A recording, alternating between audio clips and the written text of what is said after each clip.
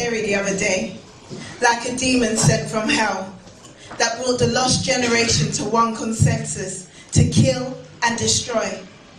And they were thieves in the night, and they took more than a bite. They took people's homes and livelihoods. They took people's lives from their own hoods. For what? To feed their greed, destroy the hand that feeds, and defecate on the land that they need? I mean, what the heck happened? It turned from a protest into grand theft and automatically spread like a virus. We couldn't see, we didn't use our iris. We couldn't see the huge line that divides us from the animals.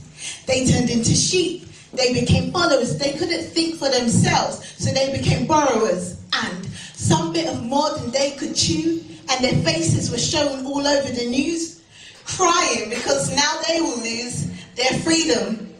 I guess you can call them losers, because let's be real, this was a child's play. Yeah, I'm seeing 12-year-olds that went out of their way to rob up shops like it's a day job.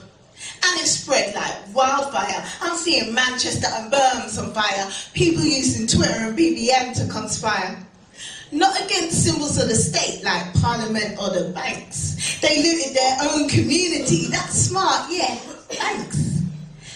I mean, did you ever imagine this happening? Or are we too content in our own imaginings, in a false sense of security, being told assuredly that it's over now, it's in the past?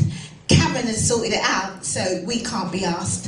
It wasn't my house burning, lighting up the dark. It wasn't my friends messing up the streets in the park. It wasn't my finger that pulled that trigger. But what would you see if you saw the bigger picture? Would you see the negativity in our technology? The violence in our music, games and TV? Or our budget-cutting, confused MPs? Lying about expenses and closing libraries when we need to read, to educate ourselves so that we can be free from the manipulative powers that be. It's funny how the justice system seems to fail, and how the sentences aren't deterring the youth from jail, and parents who smack get sent there as well. These families are too broke to ever make bail. We live in a mad world. Daily the news says we live in a sad world. Like how 35,000 children are living in poverty. But we do not live in a poor city. Sometimes the truth is too gritty to swallow, so instead we bury our heads and remain hollow. Fixating on soaps and living in virtual realities, so engrossed in social networks and in our TVs. An addictive disease. Best believe they're there for a reason. We're being programmed until our due season. Because if we ever overcame our deepest fear and became powerful beyond measure, things would have to change, and change for the better. August 2011 was disgusting and should never repeat itself. So be the change and not the hindrance. Let's better ourselves.